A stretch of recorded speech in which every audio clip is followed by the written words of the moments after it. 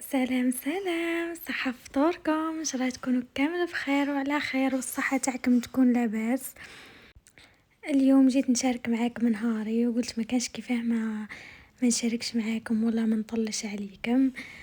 وما تنساوش خليوا لي رايكم في التعليقات وديروا لي جيم واشتراك وتفعيل الجرس باه يوصلكم كل جديد. وهاي نبداو مع بعضنا افطوري تاع اليوم. وكالعادة الشوربة فيها وكانت عندي طيبتها من قبل كما على بالكم نطيب شوربة تاع يومين، كل يومين نطيب برمة جديدة تاع الشوربة. ودرت دولمة وجلبانة درتها قبل بصح قالوا لي زيد عاودي ديريها لنا. درت جلبانة ودولمة وطاجين جبن. هنا بديت سحب نتفتف البرمة تاع الدولمة وتاع الجلبانة ضربة واحدة. درت البصل ودجاج، قرن فلفل حار، جامبو، ملح. الدولمة قلت ما نديرهاش يعني حمرا ولا حطيت غير فيها راس الحانوت كزبر، كزبر ما كترتش. هنا كما راكم تشوفوا الدبان هبلني. ودرت الثوم فلفل اكحل شويه كركم وتوابل تاع الزيتون فرماج والمثوم درتهم في الدولمه. وتاع الجلبانة درت شوية كزبر راس الحانوت وثوم فلفل حار، فلفل اكحل. توابل مشكلة درتها في الجلبانة ودرتها في الدولمة. على بالك ماني ادوان فطرت اني بزيف نهضر ولازم نبارطاجي معاكم هذا الفيديو ويومي معاكم. المهم قلت لكم ودرت الكركم في زوز. الزيت درت في الدولمة درت 3 مغارف زيت، وفي الجلبانة درت 4 مغارف تاع الزيت. والطماطم درت غير مغرف صغيرة في الدولمة. والجلبانة درت فيها مغرف كبيرة مش معمرة بزاف وحطيت دبشة.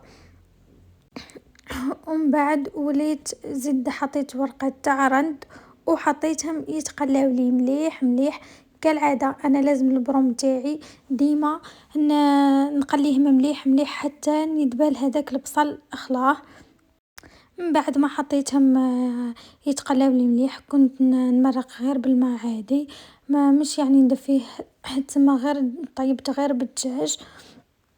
ومن بعد كنت رحيت الدجاج ودرته بالليزيبيس، ودبشة ثوم فلفل اكحل شوي كركم وشوي كزبر شوي توابل مخلطة.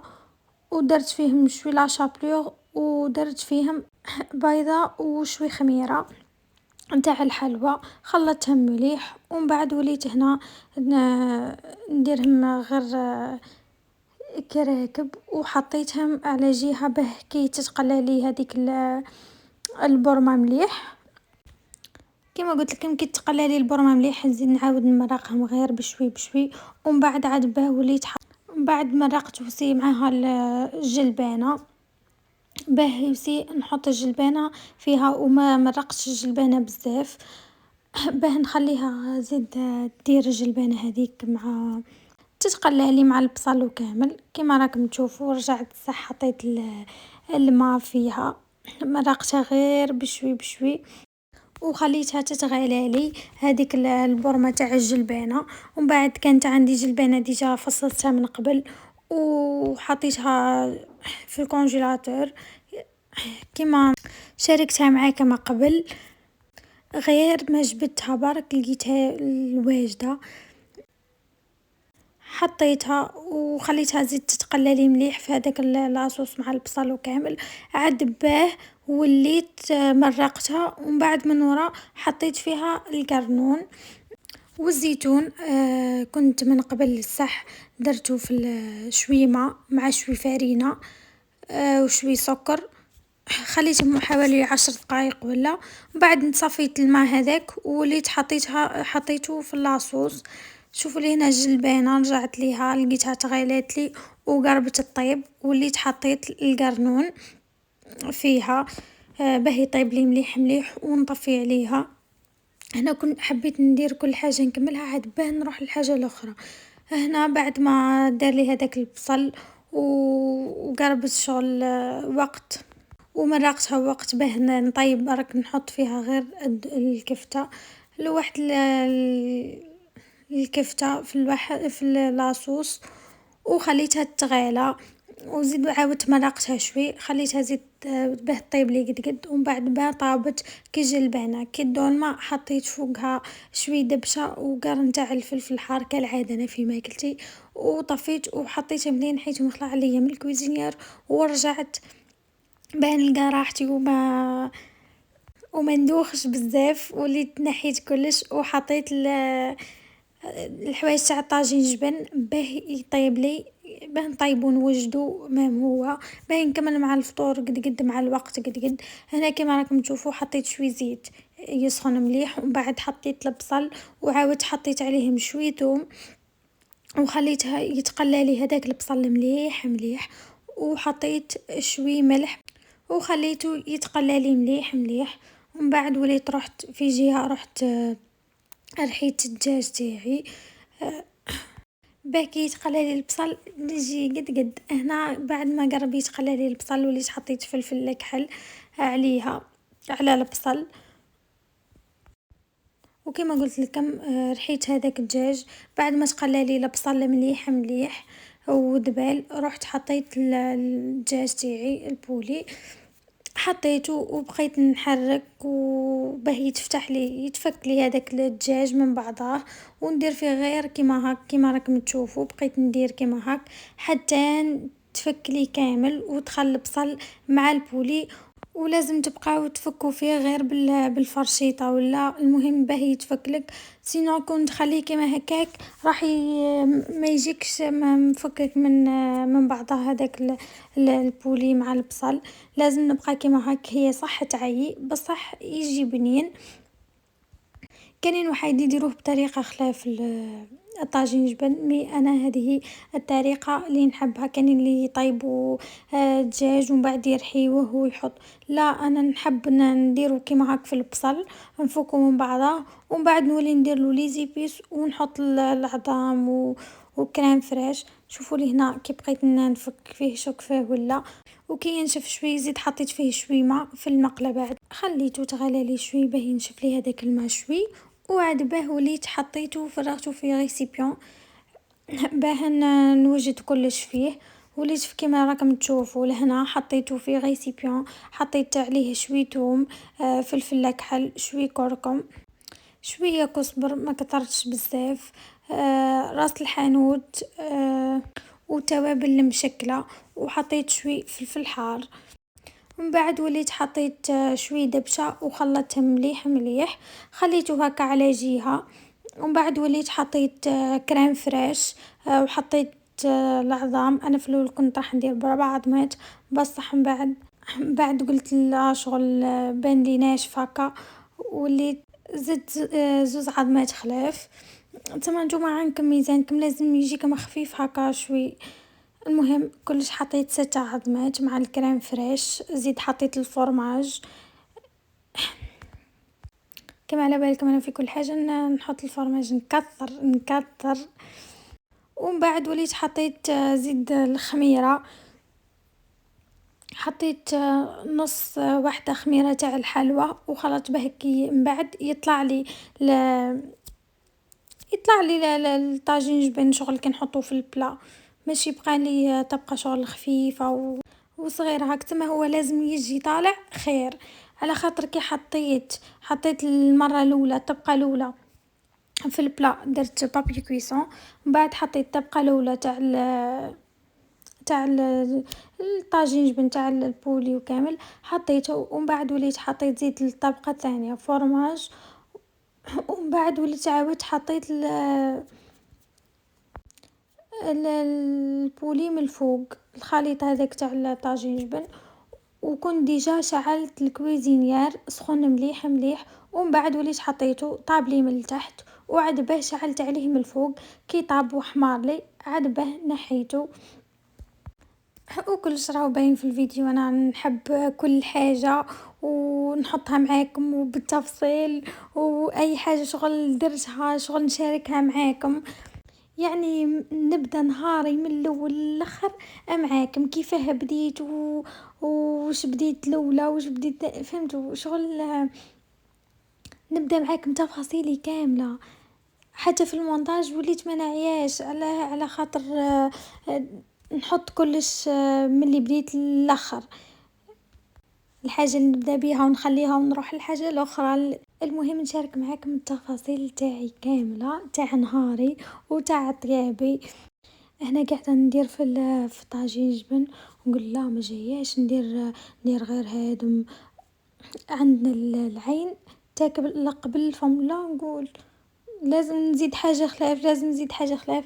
ومن بعد وليت رحت درت جبت كويس تاع الدجاج كان متوبل، شاركتهم معاكم قبل. كي توبلتهم كامل جبته ديجا ما مداير، عاودت حطيت عليه غير شوي فلفل حار وشوي فلفل اكحل وشوي كركم، درت في البلا درت فيه شوي ودرت غير بالبان هكا قزمتها، والبصل والملح كيف لازم تاع الملح لازم مليح، وحطيتها في هذاك البلا، وحطيت الماء هذاك تاعي في البلا، شوي ماء مع شوي زيت وحطيته في البلا وحطيتهم يطيبوا مع بعضهم. كما قلت لكم انا لا غالب، انا قلبي ياكلني على الطياب، قلبي يحرق سيرتو على خدمه تاع الدار والكوزينه. بعد نحب نطيب من وانا صغيره نحب ندخل هكا في الكوزينه ما ماما شغل تخلينا هكا نطيبوا واش حابين احنا من الصغر. بعد مش كيما كاينين الوالدين يقولك لا مازلت صغيره مازلت ما نخليهاش طيب، احنا لا احنا من الصغر ماما تخلينا هكا نديروا حوايج نجربوا من صح، كانت على غير على الزيت ولا بس احنا نطيبوا نصدموا، المهم نتعلموا. بقات فيا هكاك ما من الصغر، بقات فيا هكا نحب ندخل الكوزينه، نحب نطيب نحب نجرب. في الايام هكا كنت ساعه نطيب ساعه لا، شغل بالنفحات. بصح في رمضان نحب غير انا في الكوزينه، وواحد لا يعاونني وواحد لا يدبر عليا، المهم انا ندبر على روحي، وانا اللي نقول لروحي واش نطيب واش ما نطيبش، وانا اللي ندير. وحاجه كي نحط فيها يدي ما نحبش العباد الكل تجي تنعت لي وتدبر عليا وكيفاه ندير وكيفاه ما نديرش، ولا يقولوا لي هاتي نعاونك ولا لا. انا نحب نبداها وحدي نكملها للاخر، نكملها وحدي.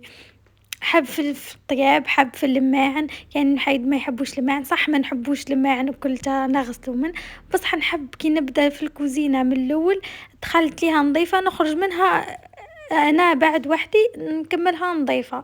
المهم بعد ما كملت الدجاج كما قلت لكم درت طماطم والبصل في البلا، ومن بعد وليت حطيت هذاك الكويس وعاود درته بالليزي بيس من الفوق والملح وشوي زيت، ومن بعد وليت عاود حطيتهم في البلا زدت حطيت فيه الماء والزيت ودرتو بابي كويسون بابي الومنيوم وغطيته وحطيته في الماء هو يطيب. وبعد رجعت البوراك، كانت ماما دارت لي الورق تاع البوراك، درت انا البطاطا طيبتها وجدتها، درت غير في التوابل تاع البوراك شوي كركم وشوي فلفل اكحل وشوي ثوم، ودرت الفرماج والدبشه. الفرماج كترت فيها البطاطا، الفرماج هذاك ما درتش فرماج رابي كي عدت نبرم فيها. ومن بعد كما قلت لكم وجدتها البطاطا وماما دارت لي الورق تاع البوراك دويول، وانا بديت نبرم فيهم.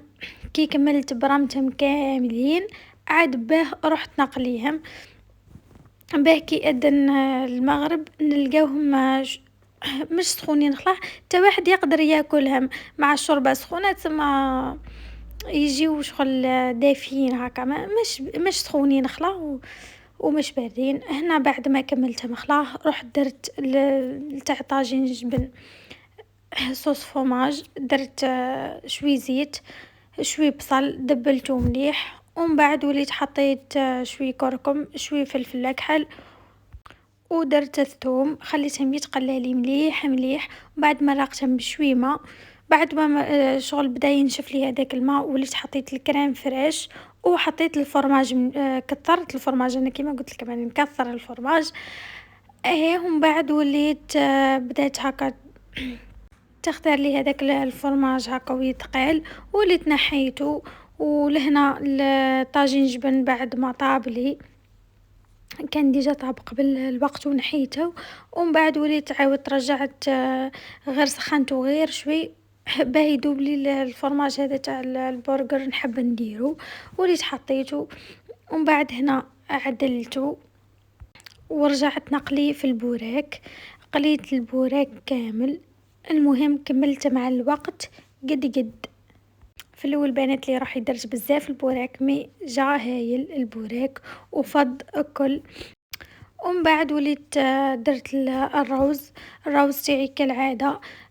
درت شوي زيت، ما حبيتش نديرو بالزبده، حطيت كاس تاع الروز معاه شوي فلفل اكحل شوي كركم شوي توم، وقليته مليح مليح والملح قليته مليح مليح. ومن بعد مرقته بالماء، ما نشف لي هذاك الماء ديجا كان طاب الروز، عديت حطيته. هنا قرب يأذن المغرب، وليت حطيت الجلبانة والدولمة الروز الكويس هذاك طاجين جبن. المهم والشوربه لهنا والمرقه حلوه وسي درتها ديجا راني شاركت معاكم الوصفه من قبل. من بعد ما كملنا الفطور شوفوا لي ديك الكوزينه كيفاه ما دخلت ليها كي شفتها نقريب دخت. هذا كل قلت لهم نغسلوا هذا كل بزاف الماعن، المهم بالسيف كملتهم. ومن بعد قلت خليني نصور معاكم مقتطفات شويه كي قاعده نغسل في الماعن. وكالعاده بعد ما غسلت الماعن وكملتهم خلاص، وليت درت لماما قهوه باهي وسيت صح قد. وهنا نقول لكم وشوفوا لي الكوزينه كيفاه كانت وكيفاه ولات يا محلى نقال وكان يبقى. وهنا نقول لكم وصلنا لاخر الفيديو، وما تنساوش تخليوا لي رايكم في التعليقات وديروا لي اشتراك وتفعيل الجرس باه يوصلكم كل جديد. ونخلي لكم الانستغرام تاعي ادخلوا كامل عندي، ونتلاقاو ان شاء الله في فيديو جديد وصحة سحوركم وباي باي مع السلامة. أفأنت تهدي العمي ولو كان